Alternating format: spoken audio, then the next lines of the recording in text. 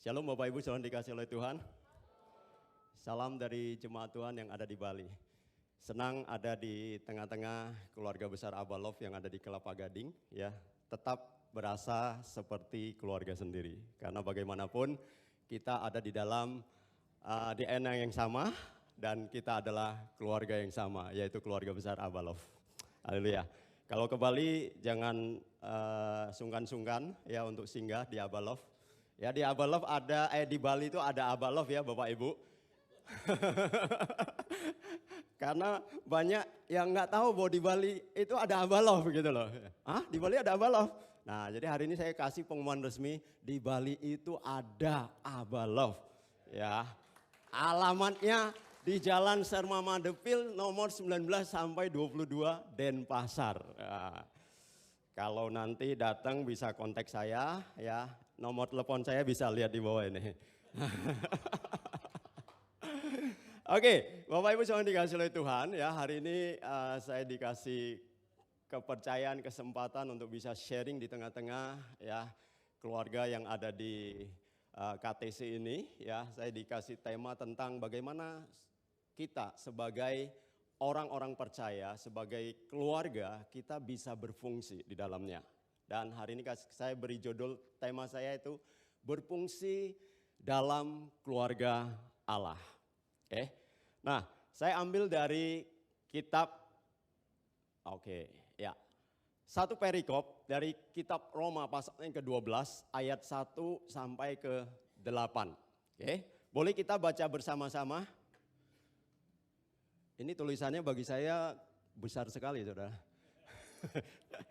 Jadi saya akan buka di HP suci saya. Bapak Ibu bisa lihat ya di layar kalau memang cukup besar. Kalau tidak cukup besar, mari kita baca bersama-sama di dalam Alkitab kita. Mau di kitab suci atau di HP suci boleh, saudara. Oke. Ya, Roma 12 ayat yang pertama sampai ayatnya yang ke-8. Mari kita baca bersama-sama. 2, 3.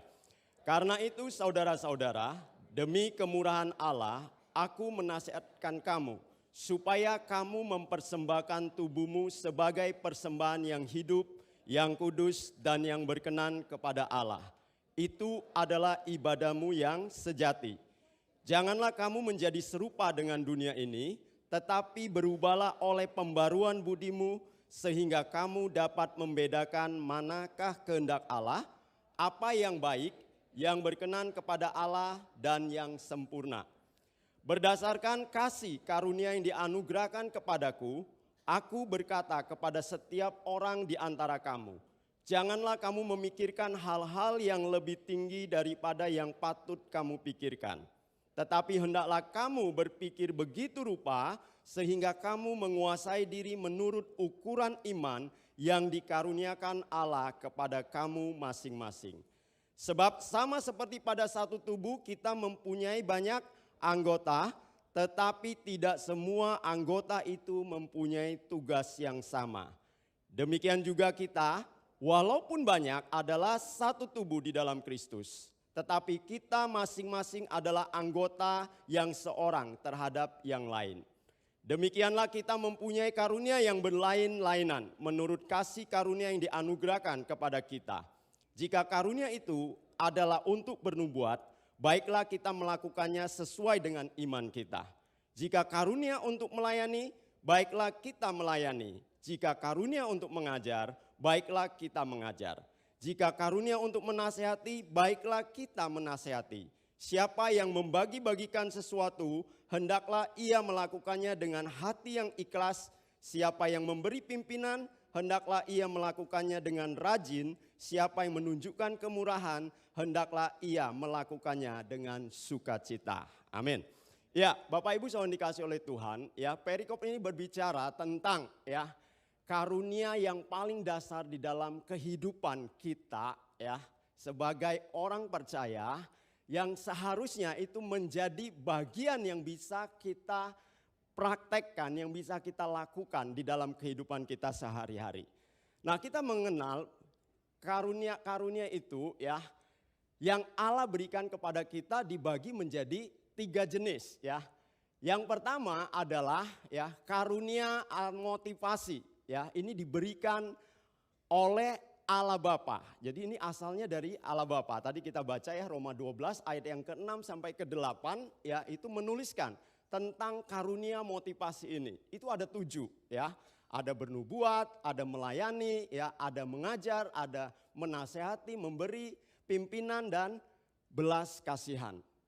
Kemudian yang kedua itu adalah karunia manifestasi Roh Kudus. Ya, ini dikaruniakan atau diberikan oleh Roh Kudus kepada kita. Karunia ini adalah karunia-karunia yang supranatural, ya, tertulis dalam 1 Korintus 12 ayat 7 sampai 11. Ya, ini berbicara karunia hikmat, pengetahuan, iman, kesembuhan, mujizat, nubuat, ya, membedakan roh, kemudian berkata-kata dalam bahasa roh dan menafsirkan bahasa roh, ya. Dan yang terakhir ini dari ya Tuhan Yesus yang disebut sebagai karunia jawatan. Ini ada 5 ya, tertulis dalam Efesus 4 ayat 11 dan 12, yaitu rasul, nabi, penginjil, ya, gembala dan guru. Nah, Bapak Ibu saudara dikasih oleh Tuhan, semua karunia-karunia Tuhan berikan kepada kita ya dengan satu tujuan, ya, supaya kita bisa membangun orang-orang percaya, kita bisa membangun ya jemaatnya Tuhan, ya. Artinya membangun tubuhnya Kristus dan kita bisa melayani komunitas kita ya dengan karunia-karunia yang Tuhan berikan. Jadi bukan untuk sesuatu yang sok-sokan. Ya, tujuannya adalah membangun tubuh. Tetapi pertanyaannya adalah ya, kenapa seringkali orang-orang itu ya mereka tidak mau melakukan sesuatu ya. Mereka hanya sekedar memanasi bangku di dalam ibadah. Mereka tidak mau berfungsi ya di dalam proses ketika mereka menjadi bagian di dalam tubuh Kristus atau di dalam keluarga Allah.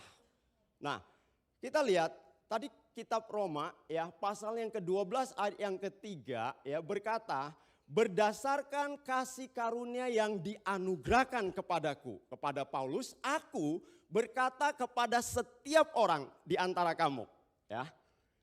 Kata-kata Paulus ini berlaku juga bagi setiap kita yang di tempat ini. Karena kita mempercayai bahwa ini adalah firman Tuhan. Jadi Paulus berkata kepada kita, berdasarkan kasih karunia yang dianugerahkan kepada aku, Paulus, aku berkata kepada setiap orang di antara kamu yang ada di tempat ini.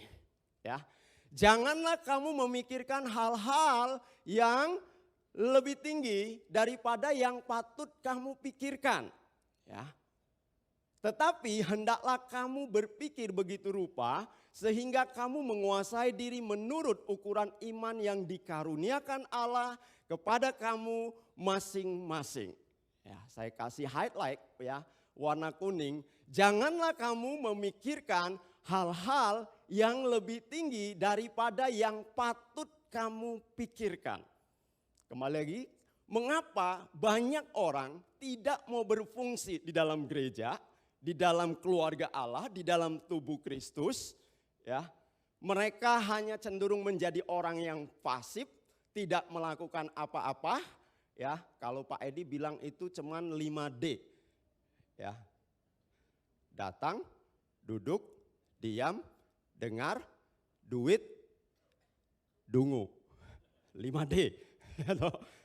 Tapi di sini nggak ada. Saya lihat semuanya sangat aktif, luar biasa, saudara.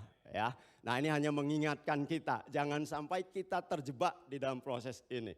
Ya, mengapa ada orang yang tidak mau tahu, tidak mau melakukan sesuatu, pokoknya hanya 5D tadi. Ya, datang, pokoknya aku hadir aja di ibadah. Ya, di Komsel juga demikian. Pokoknya gue datang aja. Ya, habis itu ya udah, yang lain bukan urusan saya. Oke.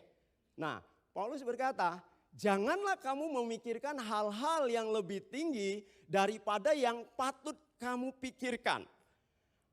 Ada orang-orang ya, mereka ingin menjadi sesuatu di luar dari apa yang Tuhan berikan di dalam kehidupan dia. Oke. Mereka ingin menjadi sesuatu di luar dari apa yang Tuhan berikan, yang Tuhan percayakan, karunia yang ada mungkin di dalam kehidupan dia. Sehingga apa? Ya, ini akan menimbulkan ya ketika ya dia tidak mampu melakukan itu atau dia melihat itu menjadi sesuatu yang rasanya terlalu sulit ya, dia menjadi takut. Akhirnya dia bilang, jangan deh ya, saya tidak bisa. Ya, ngeri, ya itu bukan bagian saya. Wah, kalau harus suruh di depan, suruh nyanyi, ya nggak bisa. Napas aja fales apalagi nyanyi, ya toh. Suruh nari nggak bisa. Suruh layanin orang lain, saya kurang pede, nggak bisa ngomong. Oke. Nah, dia lebih melihat ya kepada sesuatu yang dilakukan oleh orang lain, lalu dia berpikir kalau saya harus melakukan itu rasanya tidak mungkin, saya tidak bisa. Inilah ketakutan. Oleh karena apa? Ya, oleh karena dia tidak sadar ya, atau dia melakukan sesuatu di luar dari apa yang Tuhan karuniakan di dalam hidup dia. Kalau dia dikasih karunia hanya untuk melayani, ya, janganlah dia berpikir untuk dia bisa menjadi seorang yang mengajar. Ya itu pasti belepotan, berdiri pasti udah gemetaran. Dan oleh karena itu dia udah berpikir, oh enggak deh, saya tidak mau lagi. Ya. Atau dia coba untuk melakukannya, frustasi ya, sehingga tidak melakukan apa-apa. Berusaha untuk menjadi orang lain, berusaha untuk berfungsi di fungsi yang lain. Karena tidak bisa, akhirnya ya udah deh, saya tidak mau lakukan apa-apa. Nah, Bapak Ibu saudara dikasih oleh Tuhan, ya. Dua hal ini bisa menjadi penghambat untuk kita bisa berfungsi di dalam keluarga Allah. Ketakutan dan rasa frustasi oleh karena apa? Berfungsi tidak sesuai dengan tempatnya. Nah, oleh sebab itu ya, hari ini ya kita mau untuk melihat apa sih yang bisa menolong kita ya supaya kita bisa dengan senang hati, kita bisa dengan sukacita ya melakukan sesuatu yang kita bisa lakukan di tengah-tengah keluarga besar ya, di tengah-tengah tubuh Kristus yang Tuhan percayakan untuk kita berada ya. Nah, ini hal yang harus dilakukan untuk menang atas pemikiran tersebut. Ya, pertama kita harus mengenali ya karunia apa yang ada di dalam kehidupan kita. Hari ini saya tidak membahas tentang karunia motivasi atau apapun ya. Tetapi hari ini saya mau mengajak setiap kita untuk kita bisa mengenali. Nanti ciri-cirinya ya saya percaya sebagian besar Bapak Ibu yang ikut di ISC ya, kalau masih ada ISC ya di sini ya, yang ikut di SPK atau apa itu pernah diajarkan tentang karunia-karunia ini. Nah, pertama kita mengenali karunia kita. Oke, demikianlah kita mempunyai karunia yang berlainan menurut kasih karunia yang dianugerahkan kepada kita. Ya, setiap orang punya hal yang berbeda-beda. Ya, jadi jangan kita ya ingin menyamakan satu dengan yang lainnya, tidak bisa, pasti tidak cocok. Ya, di dalam 1 Korintus 12 ayat yang ke-18 juga dikatakan, tetapi Allah telah memberikan kepada anggota masing-masing secara khusus suatu tempat pada tubuh seperti yang dikehendakinya. Ya, setiap kita punya tempat yang khusus. Jadi kita harus kenalin dulu. Nah, mulai dari kita mengenali karunia yang paling dasar.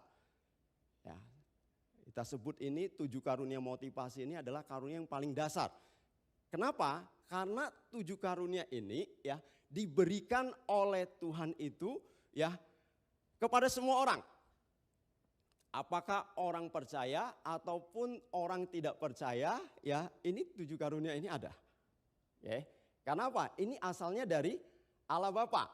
Oke. Diberikan sejak lahir kepada semua orang karena karunia ini dari Allah Bapa. Sama seperti yang tertulis di dalam Matius 5 ayat 45 bahwa Tuhan itu ya memberikan ya mau panas, mau hujan, mau apa itu sama kepada semua orang. Nah, jadi karunia motivasi ini ya atau kadang disebut sebagai karisma ya itu diberikan kepada semua orang itu sama. Setiap kita ya yang ada di tempat ini juga punya 7 karunia motivasi ini. Tapi ya setiap orang memiliki ya 2 atau 3 yang paling menonjol. Ya, 7-nya ada nggak? Ada. Tapi di antara 7 itu ya pasti ada 2 atau 3 yang menonjol. Saya ambil di dalam Kisah 13 ayat 43, kalau Bapak Ibu baca di sana itu berbicara tentang Paulus dan Barnabas ya. Mereka mengajar dan menasehati. Berarti ada 2 ya, mengajar dan menasehati yang menonjol, kelihatan.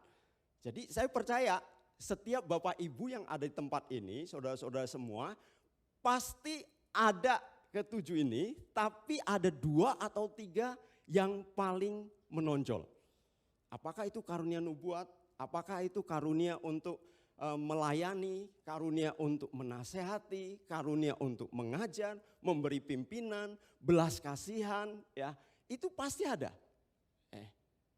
Paling tidak ya sekalipun karunia kita misalnya yang menonjol itu adalah karunia melayani. Tapi kita pasti masih bisa mengajar, paling tidak mengajar anak-anak kita, mengajar ya istri bisa mengajar suaminya, ya atau mengajar orang-orang yang dekat dengan kita dengan versi yang paling sederhana. Nah kita harus menemukan 2 atau 3 karunia yang menonjol yang ada dalam kehidupan kita. Nah kemudian apa? Karunia-karunia itu diberikan kepada kita supaya apa? Punya kemampuan untuk membangun jemaat. Ya, mencapai apa? Kepenuhan Kristus. Jadi walaupun karunia kita itu paling sederhana ya, tapi itu kalau tidak berfungsi itu tidak lengkap. Ya. Siapa di sini yang senang nyusun puzzle? Puzzle ya. Puzzle itu berupa potongan-potongan. Ketika itu disusun ya dengan rapi sesuai pada tempatnya, ya maka itu akan menjadi gambar seperti apa yang dimau. Saya punya puzzle di rumah ya, dulu saya khusus beli yang nggak banyak sih, yang 1000 serpihan, 1000, nyusun. Itu selain melatih otak ya, juga menuntut kesabaran dan ketelitian. Waktu berantakan, belum disusun tuh berantakan, enggak jelas ini gambar apa yang akan jadi. Tapi ketika dengan setia diletakkan ya pada posisinya yang tepat, dia akan menjadi satu gambar yang indah. Demikian juga setiap kita, Bapak Ibu yang dikasih oleh Tuhan. Mungkin kamu merasa bahwa kamu enggak berarti, kecil sekali. Ya. Tapi saya harus katakan ya, kalau tidak ada kamu itu tidak asik. Karena kurang. Ya. Puzzle yang 1000 pieces tadi yang indah, kalau satu aja enggak ada, ompong. Tetap enggak sempurna itu gambar, ada yang kurang. Sekecil apapun itu, kalau itu tidak ada pada posisinya, itu gambar tidak sempurna, tidak lengkap. Oleh sebab itu Bapak Ibu yang dikasih oleh Tuhan, sekecil apapun fungsi yang kita berikan, yang bisa kita berikan di tengah-tengah keluarga Allah, di tengah-tengah keluarga besar kita sebagai jemaat atau sebagai komunitas, itu tetap berarti. Ya, tetap berarti. Firman Tuhan katakan justru Tuhan memberikan perhatian kepada yang paling lemah atau yang paling kecil. Karena apa? Sekali lagi, tanpa dia tidak asik. Katakan kiri kanannya, tanpa kamu tidak asik. Ya. Asik, ada yang kurang. Nah, jadi Bapak Ibu yang dikasih oleh Tuhan, kita harus mengenali karunia-karunia yang ada pada kita. Dulu awal-awal ketika kami diperkenalkan untuk mengisi kuesioner karunia motivasi ini, ya. Biasanya yang paling bangga itu karunianya apa, Saudara? Biasanya orang paling bangga deh. Sampai sekarang ada nggak masih berpikir, wah saya bangga nih yang pernah ngisi karunia motivasi. Karunia Memimpin, saudara. Kalau punya karunia memimpin, dia akan bangga sekali. Lihat nih, ini loh karunia saya memimpin. Wah, kayaknya top banget. Dan yang paling merasa minder, kalau karunianya itu melayani. Karena urusan dia itu urusan jongos biasanya. Hal-hal yang orang lain kadang mungkin gak lakukan, dia harus ngerjakan. Ya toh? Hal-hal yang kecil-kecil, hal-hal yang sepele-sepele ya. Bangku berantakan, dia nggak bisa melihat sesuatu yang nggak rapi, ya, nggak bisa lihat sesuatu yang seharusnya dikerjakan tapi tidak ada yang kerjakan, dia pasti akan turun tangan, ya. Kata ini kelihatannya yang paling sederhana, yang paling rendah tanda kutip, ya, dan orang biasanya minder dengan karunia itu. Tapi saya mau katakan Tuhan itu tidak pernah salah ketika menciptakan atau memberikan sesuatu kepada seseorang. Ya, karena apa? Kalau tidak ada orang yang karunia melayani, ya, yang memimpin mau mimpin apapun, gak ada yang ngerjain, tetap tidak akan sempurna. Jadi hari ini ada dimanapun kita, kalau kita berbicara tentang karunia-karunia dasar ini, ada di posisi manapun, kita itu tetap penting bagi kerajaan Allah. Tidak ada kamu, tidak asik. Oke, ya. Nah, itu yang pertama, kita harus mengenali karunia-karunia kita. Kedua, kita berbicara tentang mempersembahkan tubuh. Oke. Di dalam Roma 12 ayat 1, karena itu saudara-saudara, demi kemurahan Allah, aku menasihatkan kamu supaya kamu mempersembahkan tubuhmu sebagai persembahan yang hidup, yang kudus, dan yang berkenan kepada Allah. Itu adalah ibadahmu yang sejati. Saya dengar Mas Bambang dari Lombok sering mengisi di sini, ya, tentunya sering membicarakan ya tentang mempersembahkan tubuh. Oke. Nah, tapi hari ini saya tidak berbicara ya mengulangin apa yang Mas Bambang bagikan, cuman saya ingin bawa Bapak Ibu untuk melihat. Kalau kita berbicara tentang mempersembahkan tubuh, di dalam perjanjian lama, setiap orang ketika mereka datang kepada Allah, ekspresi dari mereka mentaati Allah, ekspresi dari mereka mengasihi Allah, ekspresi dari mereka ingin memberikan segala sesuatunya kepada Allah itu, biasanya mereka harus membawa korban yang terbaik. Ya, korban terbaik itu berupa binatang, apakah itu lembu, apakah itu domba, ya, apakah itu sapi dan lainnya, burung segala macam, itu harus yang terbaik, ya, dibawa, dipersembahkan, ya, kepada Allah sebagai wujud dari kasih dia, wujud dari ekspresi, ya, untuk dia menyatakan bahwa dia mengasihi Allah. Nah, kita bersyukur sekarang ini kita tidak perlu lagi ya membawa hal-hal yang seperti itu. Oh, masih bawa Pak Doni kalau kami datang ke gereja rumah Tuhan. Apa bawanya? Kami bawa persembahan. Persembahan apa? Cien. Uang. Ya, tapi kan itu bukan paksaan. Itu bukan menentukan apakah kita itu berkenan atau tidak berkenan di hadapan Allah dengan pemberian kita itu. Tetapi yang paling penting sekarang itu berbicara tentang ya bagaimana kita membawa hidup kita ini. Tubuh kita ini. Nah, kalau kita berbicara saya mempersembahkan tubuh saya ya sebagai persembahan yang kudus ya, yang berkenan kepada Allah, berarti kita harus mengizinkan Allah mau memakai apa dari apa yang ada pada kita ini. Kan katanya mempersembahkan tubuh kita, tapi kita tidak mengizinkan untuk Tuhan yang memakai kita. Itu mempersembahkan enggak? Enggak.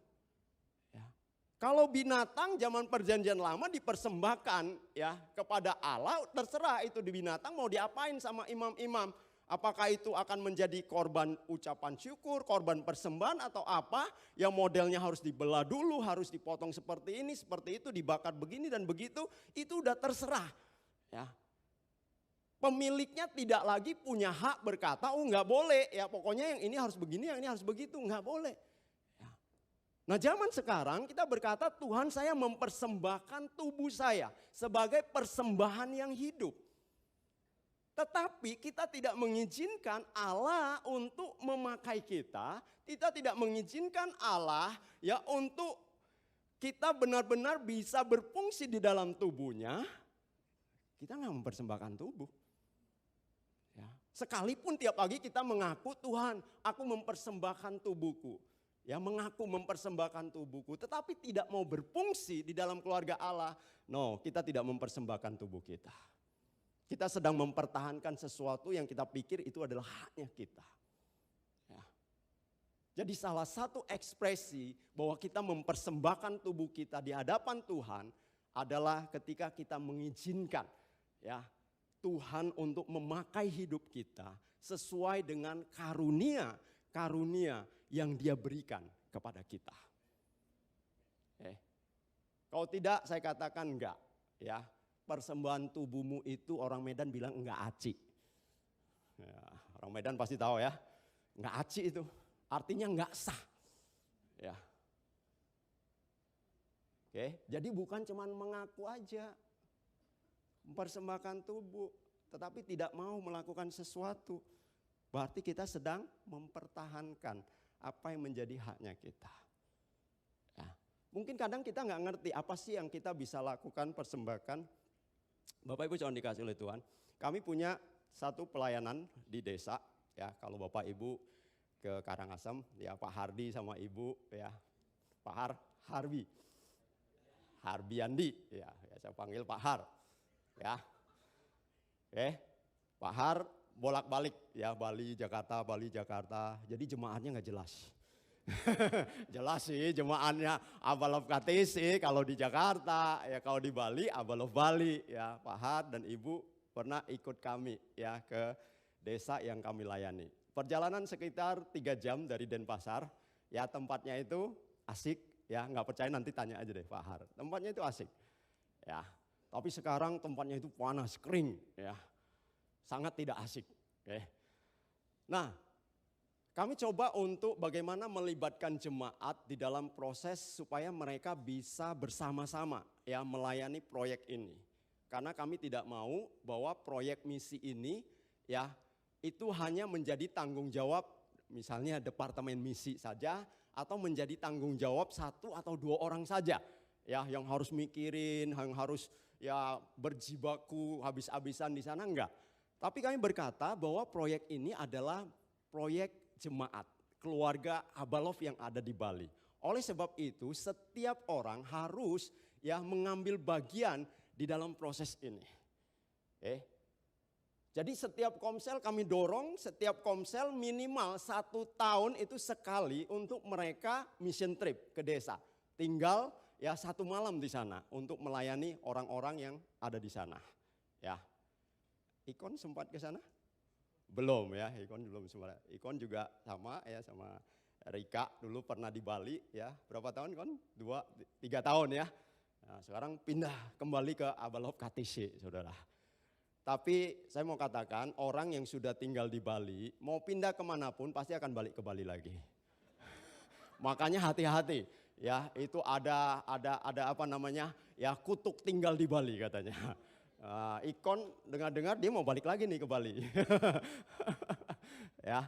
Nah, jadi kami katakan seluruh komsel ya itu minimal setahun harus 1 kali mereka mission trip ke daerah misinya kita.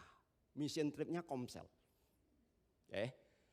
Nah, mungkin ada beberapa orang berkata, aduh kami mau lakukan apa ya di sana, kami tidak punya kemampuan apa-apa, ya kami tidak bisa mengajar, kemudian main dengan anak-anak mau main yang seperti apa ya, kurang kreatif atau apa ya.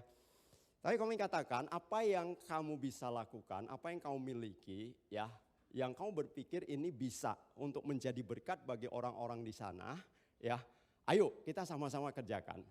Dan luar biasa Bapak Ibu yang dikasih oleh Tuhan ya. Dari proses itu ada 2 orang ibu-ibu ya. Yang satu ya bukan orang yang menonjol ya melayani atau apa, tidak ya. Tapi dia punya keahlian. Keahliannya apa? Keahliannya make up. Dia tanya, Kak Doni ya, saya punya kemampuan make up. Ya, kira-kira berguna enggak ya ini kalau ya saya bawa ke desa, ya saya ngajarkan orang-orang di sana untuk mereka make up. Ya. Bapak Ibu pikir desa diajarin make up. Rasanya lucu ya. Emang orang di desa make upan apa? Tapi saya katakan, oh bagus ya.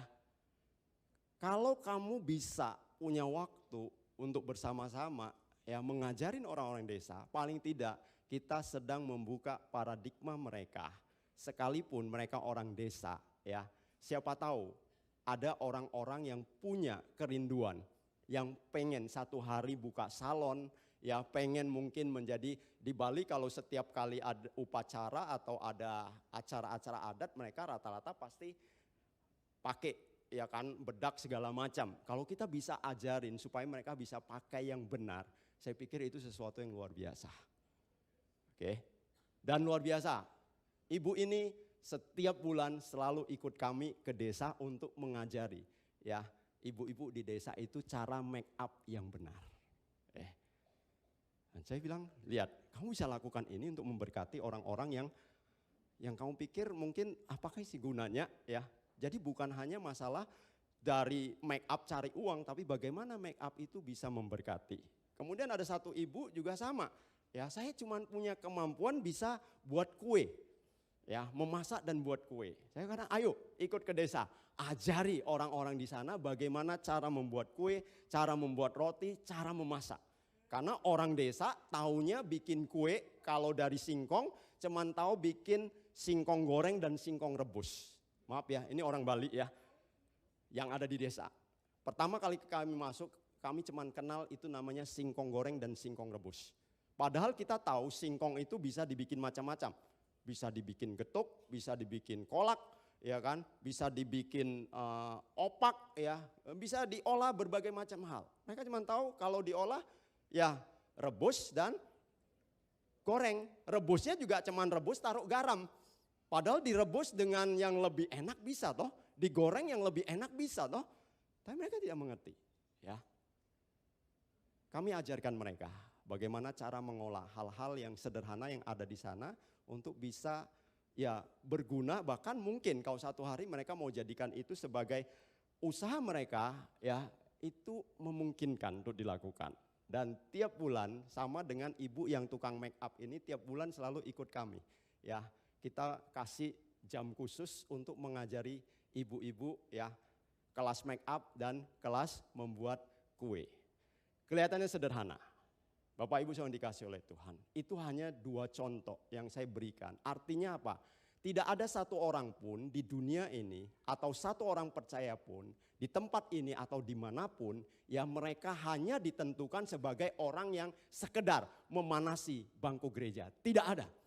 Karena apa? Karena Tuhan mau setiap kita ini berfungsi. Ya. Semua kita ini harus berfungsi walaupun ada di bagian yang paling kecil sekalipun, yang paling sederhana sekalipun, yang mungkin paling tidak dinilai sekalipun, tetapi Tuhan melihat itu dan nilainya itu sama di hadapan Tuhan. Jadi saya mau dorong Bapak Ibu soal di tempat ini, mari ya kalau kita berbicara Tuhan saya mempersembahkan tubuh saya, maka saya harus siap. Ya untuk engkau pakai dimanapun Tuhan mempercayakan saya untuk saya lakukan apa yang menjadi bagian yang Tuhan beri atas hidup saya. Kemudian yang kedua adalah merubah pola pikir kita, mindsetnya kita. Ya, Roma 12 ayat kedua jelas berkata, janganlah kamu menjadi serupa dengan dunia ini, tetapi berubahlah oleh pembaruan budimu sehingga kamu dapat membedakan manakah kehendak Allah, apa yang baik, yang berkenan kepada Allah dan yang sempurna. Ya, kita harus berubah ya. Perubahan paradigma kita ini harus terus-menerus terjadi ya untuk bisa benar-benar mengerti proses di dalam kita mempersembahkan hidup kita ini kepada Tuhan. Karena godaan-godaan itu akan selalu ada ya. Distorsi-distorsi atau hal-hal yang bisa mengganggu ya mengganggu sesuatu yang kita pikir, kita yakin ini kita lakukan itu mencoba untuk mengalihkannya. Oleh sebab itu kita harus selalu memperbaharui ya paradigma kita, pemikiran kita, supaya apa? Supaya kita tahu bahwa yang saya lakukan, yang saya kerjakan itu adalah hal yang berkenan kepada Allah. Bahkan sesuatu yang sempurna di hadapan Allah. Oleh sebab itu Bapak Ibu saudara dikasihi oleh Tuhan, izinkanlah firman itu untuk mempengaruhi, menguasai kehidupan kita. Seringkali kita berpikir, apa sih untungnya saya membaca, saya merenungkan firman Tuhan. Kami di Denpasar, Abalop Denpasar, ini sudah tahun yang ke-7, ya, jemaat itu katam baca Alkitab. Tahu katam? Baca dari kitab Kejadian sampai dengan Wahyu. Karena kami mendesain pembacaan firman Tuhan itu, 1 tahun itu harus selesai baca Alkitab. Oke. Oh, saya juga selesai, Pak. Bahkan gak butuh 1 tahun, 1 hari. Saya baca kitab Kejadian 1 pasal 1 udah selesai baca. Lalu kitab Wahyu, ayat yang terakhir selesai dalam 1 hari dari Kejadian sampai Wahyu. Ya. Nah, kenapa kami mendorong jemaat walaupun ya saya tahu ini bukan proses yang mudah ya. Mungkin tahun ke-7 ini ya kami katakan sekitar 70-80% yang terlibat katam baca firman Tuhan. Ya, kitab Kejadian sampai kitab Wahyu. Ya. Karena apa? Firman itulah sesuatu yang sangat-sangat murni ya, yang bisa memberi makan pikiran kita ya dengan hal-hal yang benar yang daripada Allah. Kelihatannya sederhana. Apa sih artinya baca? Ya maaf Bapak Ibu yang dikasihi oleh Tuhan. Saya 1 hari ya dulu awal-awal bertobat ya baca Alkitab ya selesai ya katam. Bahkan sebelum bertobat saya sudah mulai baca Alkitab karena pengen tahu aja. Kita udah bertobat ya udah selesai. Tapi dengan jalannya pertobatan ya kelihatannya udah biasa. Ya, baca Alkitab hanya yang penting aja, hanya yang perlu saja. 1 perikop, apalagi kalau mempersiapkan firman ya itu baca Alkitab. 1 hari ya ketika saya sekitar tahun 2004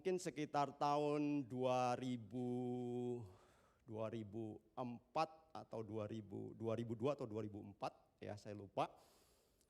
Saya sedang mau nunggu ferry untuk nyebrang, ya waktu itu mau nyebrang ke Lombok, nunggu ferry, ya saya duduk di tempat orang nunggu, lalu di samping saya ada seorang bapak-bapak duduk, ya, terus saya duduk asik bengang-bengong, celingukan, lihat kiri dan lihat kanan, tapi bapak di sebelah saya lihat dia asik sekali, dia membaca, ya kan, saya penasaran, bapak ini baca apa? Tahu Bapak Ibu dia baca apa? Bukan Alkitab, dia baca Al-Quran. Dia baca Al-Quran. Ketika saya lihat dia baca itu, lalu tiba-tiba ya ada satu suara yang berkata, kamu lihat ya, mereka dengan kitab mereka yang bagi kita mungkin enggak tahu ya kebenarannya seperti apa. Mereka setia untuk melakukan itu. Lah kamu loh yang udah jelas-jelas tahu bahwa Alkitab itu adalah firman Tuhan. Dan Alkitab itu adalah Allah itu sendiri. Ya, Yohanes 1 ayat 1. Pada mulanya adalah firman. Firman itu bersama-sama Allah. Firman itu adalah Allah. Lah kamu tahu firman itu adalah Allah itu sendiri. Lalu kamu tidak bergaul dengan dia. Wah, saya tertemplak sekali. Ya. Akhirnya kami memutuskan untuk kita harus mulai dengan hal yang baru. Mulai dari kami ya. Kemudian baru 7 tahun terakhir kami memutuskan ya jemaat harus bersama-sama untuk membaca itu. Ya kadang bisa 4 pasal, 3 pasal. Tapi kalau cuma baca-baca aja ngapain? Ya Bapak Ibu saudara dikasih oleh Tuhan, saya percaya yang namanya kita membaca Alkitab itu tidak akan ada yang sia-sia. Ya. Tidak ada yang sia-sia. 1 hari seorang anak lihat kakeknya tiap pagi baca Alkitab. Ya. Terus cucunya ini berkata kepada kakeknya, "Kek ngapain sih tiap hari kakek baca Alkitab?" Ya, saya lihat tidak ada itu yang berubah. Ya, hidup kita sama aja begini-begini aja. Ya. Dengan kakek baca Alkitab setiap hari, lihat ya tidak ada perubahan yang saya bisa lihat nyata terjadi. paling saya cuma lihat kakek ya setiap hari ya kan, semakin setia setiap hari kakek ya tidak kelihatan takut atau apa, tapi hal yang lain tidak ada kelihatan tuh ya. Terus kakek ini berkata, ya Cuk, kamu lihat itu keranjang bekas tempat arang ya. Saya nggak tahu sekarang masih ketemu nggak ya. Dulu zamannya kita itu keranjang arang itu terbuat dari anyaman bambu. Ya, arang masuk dalam, ya kalau udah habis itu keranjang bambu tinggal. Ya, otomatis kotor, hitam. Ya, coba kamu ambil air dengan keranjang itu. Cucunya bingung, ambil air pakai keranjang arang. Ini bukan yang pekerjaan sia-sia. Kakeknya bilang enggak, kamu ambil air aja. Ya, cucunya ambil air, angkat, enggak ada air. Ya, pastilah enggak dapat air toh. Ini keranjang bambu, enggak mungkin bisa isi air. Sekali, 2 kali, 3 kali, cucunya bilang kayak sia-sia, nggak mungkin saya bisa ambil dengan keranjang bambu ini. Kakeknya bilang kamu ambil aja air, ciduk aja terus. Ya, setelah itu kakeknya lihat, kamu lihat adakah sesuatu yang terjadi dengan keranjang itu? Ya, cucunya baru sadar, keranjang itu bersih. Bapak Ibu yang dikasih oleh Tuhan. Mungkin kita berpikir seolah-olah sia-sia ketika kita membaca dan merenungkan firman. Tetapi tahukah kita sedang mengalirkan air-air yang bersih itu di dalam diri kita. Untuk membersihkan pikiran kita dari pikiran-pikiran yang salah. Mindset-mindset yang salah. Membersihkan hati kita dari kotoran-kotoran yang mungkin selama ini kita simpan di dalam hidup kita. Tapi ketika kita membaca dan merenungkan firman itu setiap hari, percaya deh ya, akan ada satu waktu nanti engkau akan melihat bagaimana firman itu benar-benar nyata bekerja atas kehidupan kita. Seharusnya kita malu ya, kita punya kesempatan yang demikian luar biasa, membaca firman Allah tidak dilarang. Bisa dibeli di mana? Bebas. Di HP bisa di-download ya dengan demikian gampang. Tapi ada negara-negara tertentu mereka tidak mendapat kesempatan ini. Di Cina hari-hari ini ya. Dulu kita mendengar sudah ya di Cina ya Alkitab dilarang segala macam, tapi orang tetap menyelundupkan Alkitab ya supaya bisa dinikmati oleh orang percaya. Strategi ya pemerintah Cina sekarang berubah. Mereka tidak melarang ya, tetapi mereka mengubah. Mengubahnya apa? Mereka menerjemahkan Alkitab sesuai versi pemerintah. Versi pemerintah artinya apa? Hal-hal yang berkaitan dengan ketuhanan Yesus, segala macam itu diganti total semua. Ya, dengan tujuan apa? Menghambat supaya keyakinan kepada Kristus itu bisa hilang. Mereka tetap jadi orang Kristen. Ya, tetapi mereka tidak percaya lagi bahwa Yesus itu adalah Tuhan.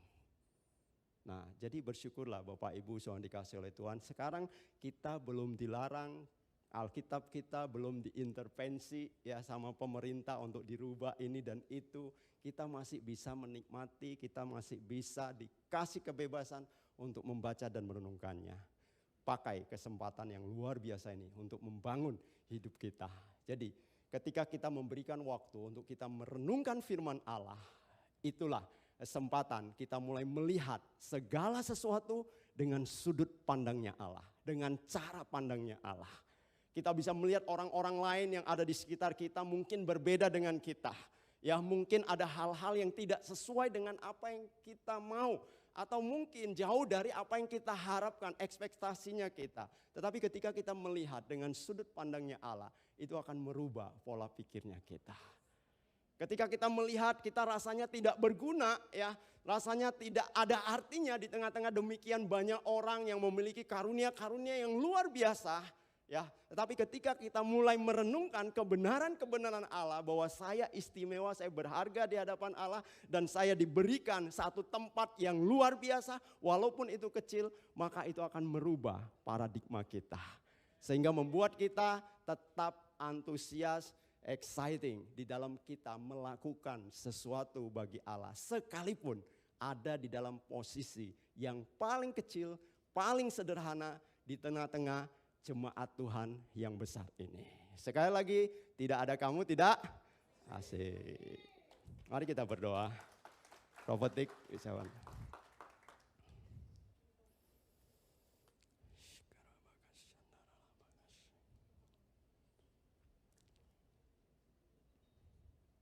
Makasih Tuhan.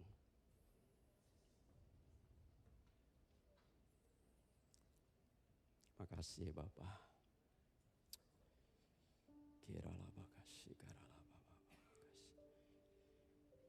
Bapak Ibu Saudara dikasih oleh Tuhan, bolehkah dalam waktu sejenak ini kita mencoba untuk mengevaluasi hati kita. Kita coba untuk belajar jujur di hadapan Tuhan. Orang lain mungkin tidak tahu. Tetapi Tuhan tahu yang terdalam yang ada di dalam hati kita. Hari-hari ini mungkin kita berpikir, saya malas untuk melakukan sesuatu, kan sudah ada orang lain. Saya tidak mampu, saya tidak bisa. Itu bukan menjadi bagian saya. Dan akhirnya membuat kita menjadi orang-orang yang pasif, yang diam, yang tidak melakukan apa-apa di tengah-tengah keluarganya. Tahukah, dengan kita memiliki sifat sikap yang apatis di tengah-tengah tubuh Kristus, sebenarnya bahasa kasarnya kalau saya katakan, kita sedang menyangkali keadaan Allah, keberadaan Allah di dalam hidup kita. Kita sedang mengkerdilkan Allah yang sanggup untuk memakai kita.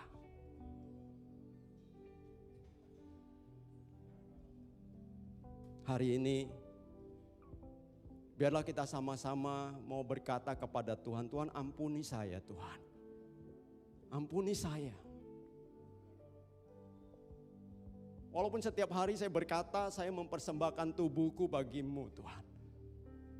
Tetapi ketika saya memutuskan untuk saya tidak terlibat di dalam proses apa yang sedang dilakukan di tengah-tengah tubuhmu, sebenarnya saya sedang mempertahankan hak saya. Saya tidak sedang mempersembahkan sesuatu di hadapanmu. Tuhan ampuni saya. Kalau pikiran-pikiran saya hari-hari ini lebih banyak diwarnai dengan hal-hal yang hanya berpikir tentang diri saya sendiri. Menilai segala sesuatu hanya dengan sudut pandang saya. Menilai segala sesuatu dengan pemikiran-pemikiran saya sendiri. Tuhan ampuni saya Tuhan. Mari Bapak Ibu saudara dikasihi Tuhan, kalau engkau merasa engkau adalah orang yang ada di dalam situasi itu, jangan malu. Taruh tangan di dadamu, yang berkata Tuhan ampuni saya Tuhan. Keterbukaan adalah awal dari pemulihan. Keberanian untuk mengakui kesalahan, itu adalah kesempatan untuk Tuhan menguatkan dan memakai kita, membangkitkan kita kembali untuk berkarya bagi kerajaan-Nya. Tuhan terima kasih ya Bapak. Engkau melihat setiap tangan-tangan yang taruh di atas dadanya. Engkau mengenal hati mereka Tuhan. Engkau mengenal apa yang terdalam di dalam hidup mereka ya Bapa. Hari ini hamba berdoa Tuhan. Biarlah belas kasihan-Mu mengalir atas kehidupan setiap rekan-rekan kami. Yang menaruh tangannya di dadanya Tuhan. Engkau tahu bahwa mereka mengasihi Engkau. Tetapi mungkin hari-hari ini ada banyak hal yang mendistorsi pemikiran mereka, yang mengganggu hati mereka. Tapi hari ini hamba berdoa demi nama Yesus Tuhan. Demi nama Yesus, tidak ada lagi ketertuduhan, ketakutan, tidak ada lagi apatisme, hal-hal yang menghalangi mereka untuk mereka bisa maksimal melakukan sesuatu bagi kerajaan-Mu. Demi nama Yesus kami cabut semua ini Tuhan. Biarlah mempersembahkan tubuh dengan konsep yang benar itu menjadi bagian yang tidak pernah terpisahkan di dalam kehidupan seluruh jemaat-Mu tempat ini. Perubahan pikiran yang terus-menerus diperbaharui oleh karena kebenaran-kebenaran firman Allah itu yang akan terus bekerja di dalam pikiran setiap kami yang di tempat ini. Demi nama Tuhan Yesus kami mempercayai tidak ada perkara yang mustahil bagi Engkau. Karena Engkau Allah adalah Allah yang mungkin untuk segala sesuatu. Hanya Engkau membutuhkan keberanian kami untuk terbuka di hadapan-Mu. Keberanian kami untuk menyerahkan segala sesuatunya kepada Engkau. Dan hari ini Tuhan, kami memutuskan untuk kami mau mempersembahkan seluruh hidup kami, mempersembahkan seluruh keberadaan kami, talenta kami, karunia-karunia Allah berikan kepada kami hanya untuk membangun tubuhmu, melayani keluargamu, dan menjadi berkat di tengah-tengah jemaat dan komunitas Tuhan. Terima kasih Bapa. Kuasa-Mu terlebih besar, Tuhanku terlebih besar. Tak pernah terlambat janji-Mu ya Tuhan, menolong hidupku. Kuasa-Mu terlebih besar, Tuhanku terlebih besar. Tak pernah terlambat janji-Mu ya Tuhan, pulihkan hidupku. Terima kasih Tuhan. Bolehkah kita katakan bersama-sama dengan iman ref daripada lagu ini, dengan kita bangkit berdiri di hadapan Tuhan. Oh, kuasa-Mu terlebih besar, Tuhanku terlebih besar. Tak pernah terlambat janji-Mu ya Tuhan, menolong hidupku. Benar-benar ya Allah. Kuasa-Mu terlebih besar, Tuhanku terlebih besar. Tak pernah terlambat janji-Mu ya Tuhan, pulihkan hidupku. Tak pernah terlambat janji-Mu ya Tuhan, pulihkan hidupku.